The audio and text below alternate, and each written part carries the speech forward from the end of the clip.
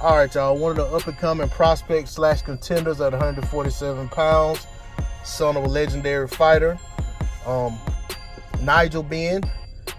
Conor Benn, whom we just saw in action against Adrian Granados one fight ago, has inked a multi-fight deal with Matchroom Promotions.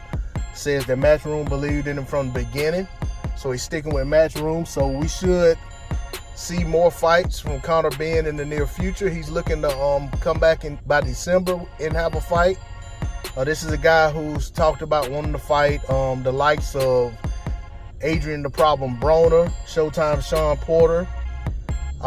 He's fought Sebastian Formella, who last fought Porter prior to him. Actually, he's the last guy that Sean Porter fought.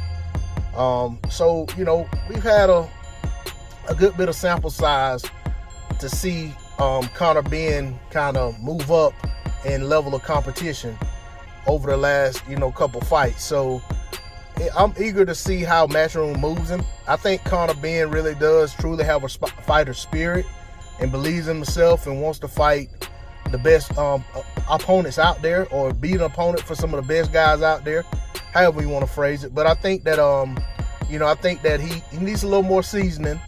He needs to continue his progression before he's in with the very, very, top guys, or guys below the top guys. Let me put it like that. Before he's in there with the top 10, top 15 type guys. But then again, it depends on the sanctioning body, because some of these rankings are, some of the guys that are in the rankings are, it's questionable how they got there. I'm not going to say he can't beat guys in the top 10 in certain sanctioning bodies or another. But anyway, I just think that to put himself in the best position, he needs a couple more, step-up fights. Adrian Granados was definitely a good opponent at the right time. Take nothing away from him for getting a win over Adrian Granados. And just want to see more things like that happen for him. It's not always a enviable position to be in, where these fighters are sons of great fighters, or even any athletes that are sons of great athletes.